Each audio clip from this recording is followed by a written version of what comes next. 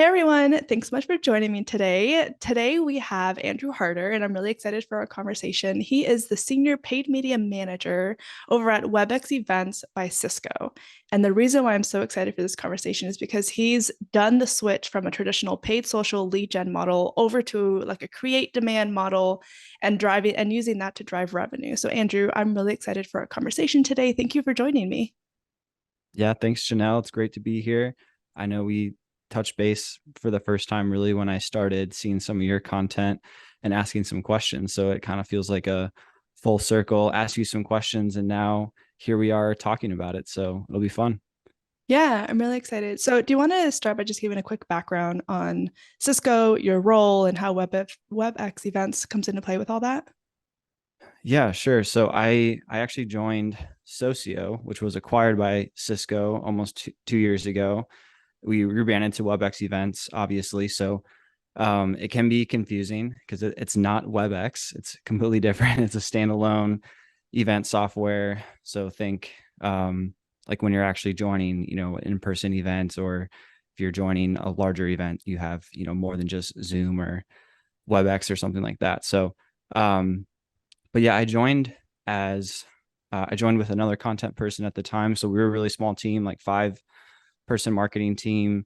After we were acquired, we grew really fast. So a year after I joined, we were 20 people strong, had a lot of momentum going. And then just like kind of everyone else, we had some budget cuts and yeah, this past summer and things slowed down for us, but we're still going strong, still here. And to give more specifics to my role, like um, I came from an agency, so I had a lot of paid background experience. Really, just was hired to manage all of paid, which when I joined was really just search. But then we've expanded significantly into paid social, which is mainly why we're talking today. So Cool. So, when you first joined, give me a look of like the lay of the land of what you were coming into and kind of what activities you saw going on that you were like, listen, I feel like there's point of optimization here.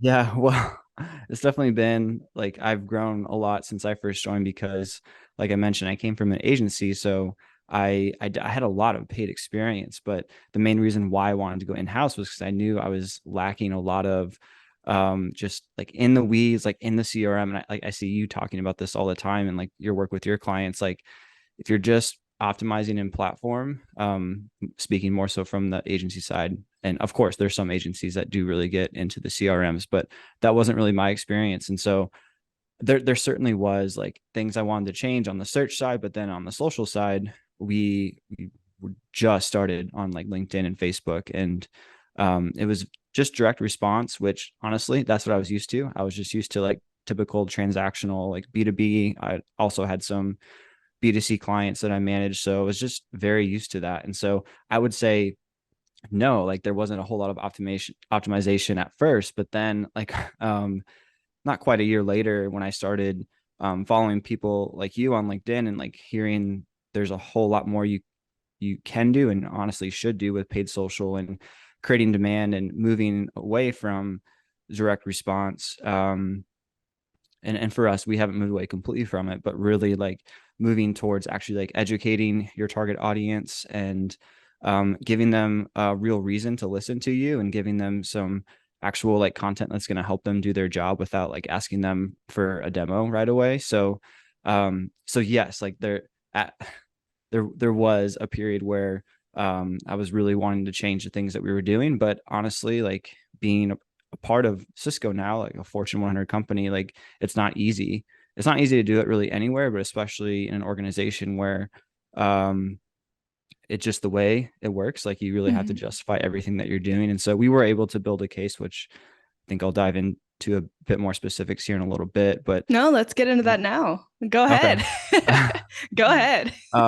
Yeah, so let me honestly, like about a year ago, like January of last year, 2022, I had started consuming a lot more like demand gen content, like again, you like people on LinkedIn that I follow. And I really like I felt like I was unlearning a lot of things that I was used to doing. And then I mean, I would slack my boss probably almost every day. And then Crystal, who joined our team in May of last year, who's been a huge part.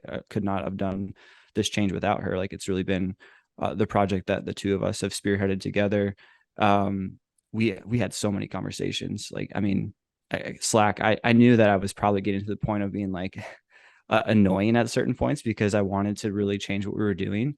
Um, but there wasn't anything like, I know there's maybe some clients that you work with or people that you talk to. It's like, okay, nothing's working for them on paid. That's not really the case for us. Like we still saw a ton of demand. Like we didn't have like a demand deficiency necessarily, but I was seeing like we were spending a lot on um, just traditional lead gen.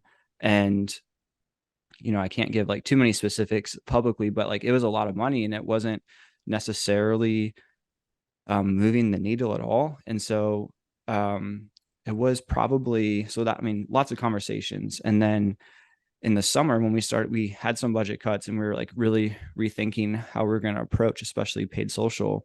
Um, we had also made a lot of changes to our targeting. So getting more into the weeds, like we had, we knew, Crystal and I like knew the type of audiences we wanted to target on paid social. Like they were working just fine. But one of the biggest changes for us was exporting like all of our CRM deal data and opportunity data, pulling a lot of those job titles out because and for those who are in the weeds and paid social, like, that even if you target the quote unquote right job titles, you're still missing out on a significant chunk of your target audience because there's just weird job titles. There's people that don't use the typical job titles. And so there's a lot of flaws to job title targeting, even though it is effective. And I would say you should do it. But anyways, we added a ton of that. And then instead of just having like a core kind of ICP audience we were doing, we split that into 4 different ones because we really had 4 very different audiences.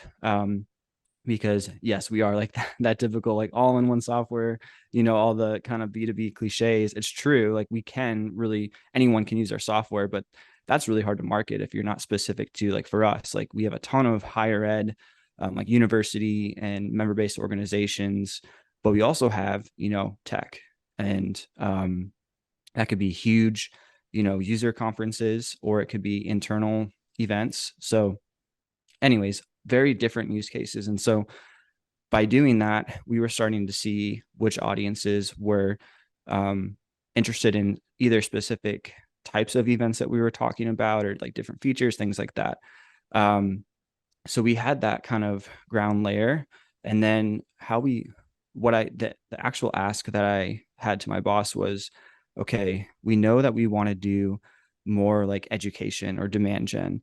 And we're an event company. We have an event team. We have an amazing events team that's producing these virtual events. We were doing like a summer series last year, and it was just like gold for event marketers and like field marketers, people that were really trying to reach just kind of basic tips. But we were getting a ton of great feedback from that. And so we had the video content. I'll get into some more specifics in a second. So we had the content, we knew what we wanted to do, we had the audiences, and like kind of the last piece was, okay, how much budget can we test though? And I knew I didn't want to just do like a 5K test that was going to be like hard to really prove anything. So I asked for like 20% of our budget, which even though our budgets had gone down, it was still like a good chunk of change to actually like test this out. Really for Crystal and I to spend a lot of our time cutting down videos, writing ad copy that was really like kind of what you see just organically. Like we would really describe it. We'd test different hooks, things like that. So it was probably a span of like a month and a half where we were getting that buy-in for the budget. Oh, sorry. One other thing. There's a lot of things to it. So I'll stop here in a second and you can redirect me. But the other thing we did was Okay, so we've had a lot of internet issues for this episode, so this is going to be fun. So to my listeners, I'm really sorry. We'll piece together as best as we can, and then bear with both of us. We're trying to push through it. So Andrew, I don't want to like piecemeal you and cut you off too many things, but one of the things that I really want to revisit from what you were talking about prior is how you actually went through talking to your boss and your larger team members to get that buy-in. A lot of the feedback that I get from individuals who are kind of stuck in this is how we've always done it, they're like, cool, I saw all this great ideas like on LinkedIn, like exactly what you were painting, but they don't know how to actually take that to their manager or their leadership team and say, how can we try something new? You got 20% of the budget. Like that's a really big, significant portion to just say, hey, I want to test it, right? I want to dive into that a little bit more if you don't mind and just like help the listeners find a way that they could do this too. Yeah, I can talk through how that went and hopefully it's helpful. So again, maybe this will be in the recording previously, but I did spend months and months like talking with my boss, like sending Slack messages almost daily from just different LinkedIn messages I was seeing, or LinkedIn posts I was seeing, and some of the people we started both following and really talking about. So it really started with that. So it wasn't just like you can't sell to your prospects like just cold. Like it was kind of like that, honestly, in a way of, okay, this is gonna be a huge change. Also, this is the first time I've really done this, so I have to also kind of prove, not that I didn't feel this pressure necessarily, but obviously we wanted to feel comfortable, like we'd have a plan. So I mean, it was months and months, like I would say January to like May of like having a ton of different conversations. But again, there wasn't like this big hole in our demand gen like motion, so we were okay. But once, I would say, honestly, getting some of the budget cuts that we had in the summer maybe helped that. So this is probably applicable to almost every person listening right now. Like your budget has probably been cut. And I would say like use that as an opportunity to actually go through in a very deep dive. And I know this is different for everyone because it depends how accurate your CRM data is, what martech you have. But really, like if you have a CRM, you should be able to go through, and if you have UTMs and tagging set up properly, like you should be able to see, not really, you can look at first touch. And I would say for lead gen, it is in our best benefit to actually look at, okay, first touch attribution model, which is obviously very flawed for social, but like that's what we were using. Okay, this isn't generating anything. So it was really, the case was, we're spending this much money and we're getting this many leads, but it's not really impacting the bottom line or just even pipeline at all. So that made it pretty, so it wasn't hard at all really to convince my boss. It was more so like seizing the opportunity of, okay, we either paused social entirely, and I was also on paternity leave in the summer, so it's a little fuzzy for me. But we had a very small budget and we came back. This is when Crystal and I started working on this plan. So I think second thing to kind of maybe take away from this is, if you want to execute a demand gen strategy, you obviously need to have like the content and have an idea of how you're going to um, engage and actually get attention from your target audience. So we had great content from our event team who were running these virtual events, and so we cut down these bite-size videos and we're drafting ad copy for that, and like we had like a real plan. So I think you know, the role that I'm in, like I'm kind of owning all of the budget allocations and strategy, so I didn't necessarily have to get approvals for that. But I would say it also obviously helps, this is a very obvious point, but like have a plan actually for how you're going to do it, not just, oh, we're going to go do demand gen, we're going to like, stop and then, okay, like what are you actually going to do? So but yeah, I mean, if you can prove like, okay, we're basically taking a budget that's not impacting bottom line at all, like there's no risk in that. There's literally like zero risk, because you're just not going to have a high of a lead number, which, if you're at this stage in the process, like you don't care about that. So hopefully that made sense, and is helpful, but that's kind Yeah, of, I think what's beneficial of what you said is you had an easy way to do the quote unquote convincing to your boss, right? Like you were kind of nurturing those conversations by sending what you were seeing on LinkedIn and stuff and kind of using that change mindset, which I think is really valuable, and a takeaway for the audience is understand that like it takes more than just you advocating for it too, like pulling in some of that social proof and pulling in some of the best practices from like industry leaders. That helps to do the buy-in as well. Also, what you could do is one of the things that you mentioned as well is dive into your CRM and see if you can find how that tracks like through the entire audience journey and like that funnel perspective. Are you seeing some of those impacts map all the way through, even if it's super minute, right? And start mhm. seeing if you can see that journey anywhere.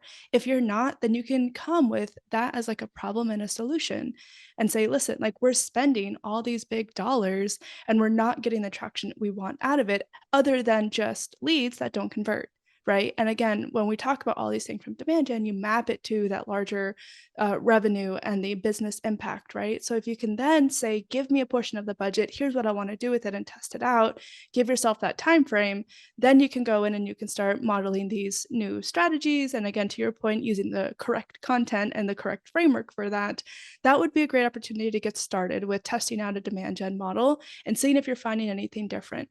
A big key thing that I'll call out here, which can dive into more of your experience and how you did this, Andrew, is to make sure that you present yourself with tactical and achievable KPIs to measure. When we talk about measuring lead gen, to your point, it was like a direct response and transactional, which in the mindset of traditional B2B model is leads. And when we switch that over to demand gen, that's not necessarily that transactional mindset, right? So don't set yourself up for failure by getting that buy-in and then having to measure yourself up for leads. Like, talk to them about what those KPIs are. And so since you're my guest, Andrew, I'll throw that back to you. And do you want to talk about what changed from like a reporting standpoint and what you looked at before and what you look at now, given that you've successfully changed into this new model? Yeah, no, great points in question. And honestly, I was thinking when you were talking, it reminded me, I reached out to you on LinkedIn while I was kind of going through this process because I asked you and a few other people that I knew either like did this on their own, like yourself or other people that I know. And I remember asking about like, how do you measure this? And like, it's going to be different in different places, but some like I remember there is a lot of the okay, how are you looking holistically at it? I remember like some of the feedback that you gave me was like, and what you were just saying is this is going to impact like overall, and not just paid, like this is overall. And so I actually like have a document where I track what's our like overall pipeline as like inbound, like I track all those inbound metrics. And we did add part of this process too. And like I was kind of like publicly advocating for this on LinkedIn because I was like, I was wanting to get self-reported attribution, like do all these things. And like we finally got that. Like it just felt like really small wins to get that.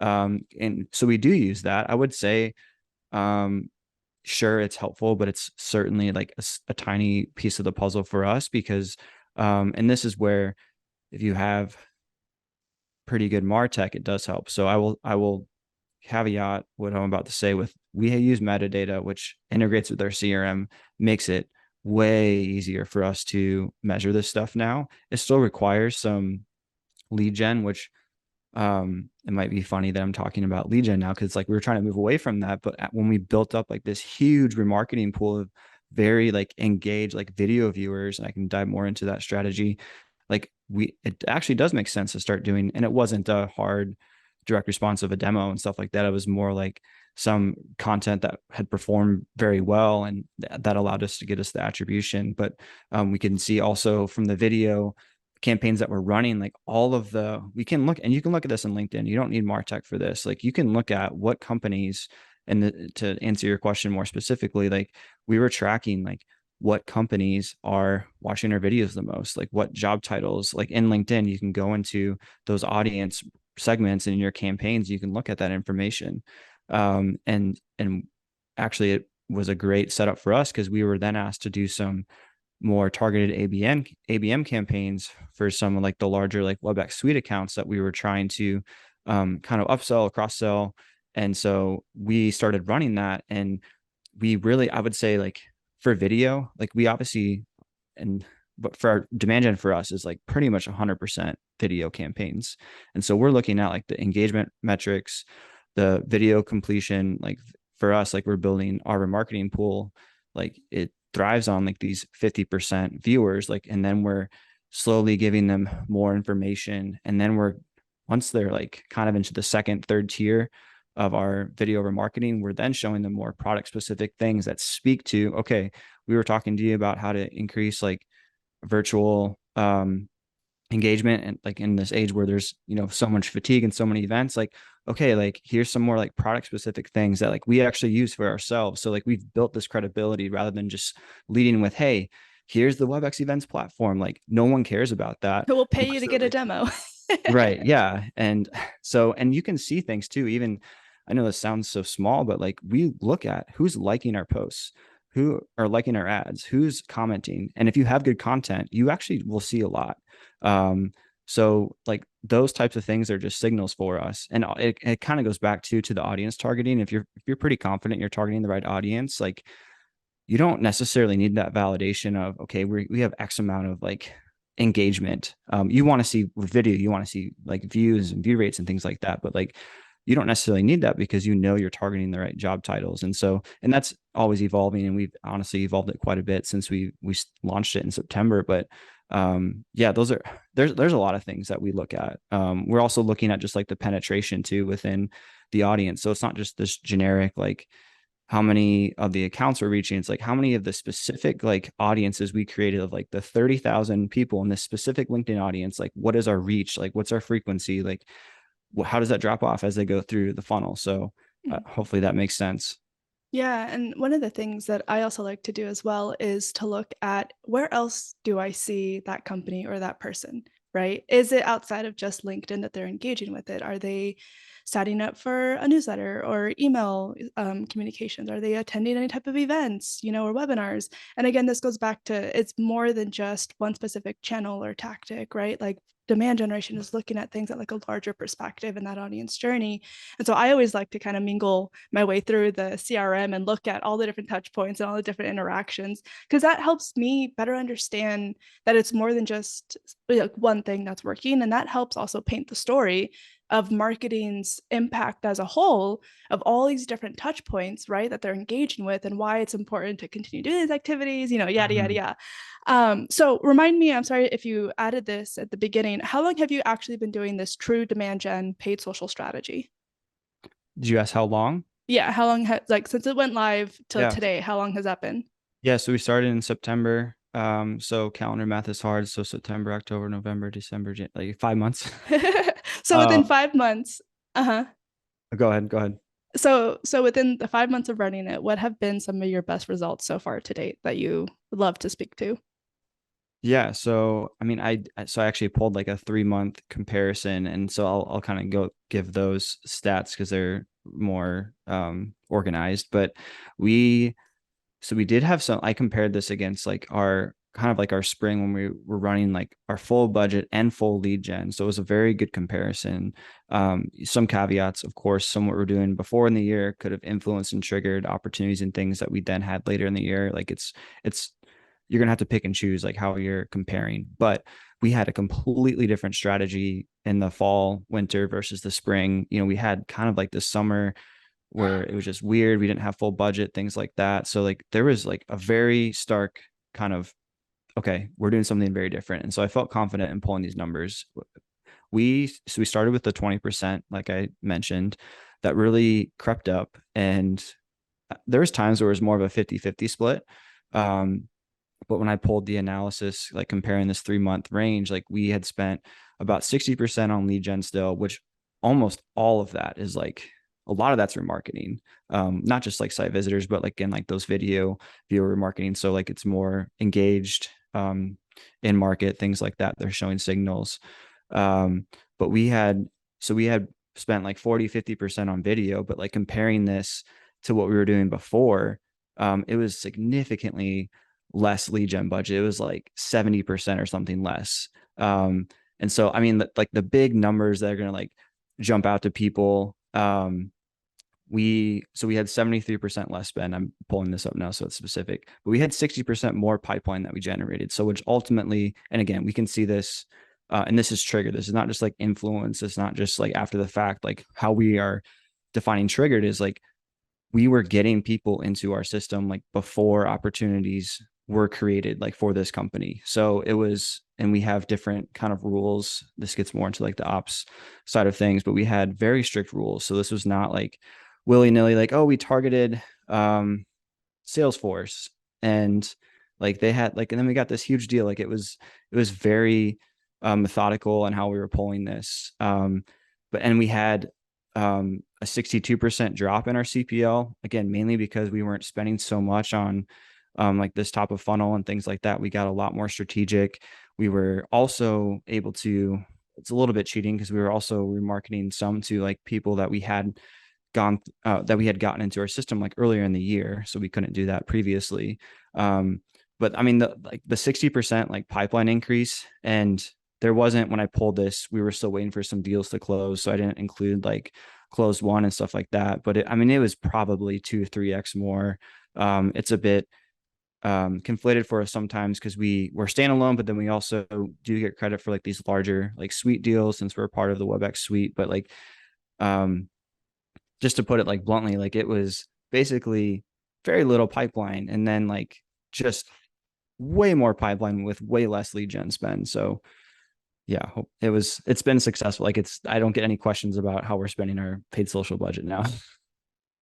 That's great to hear.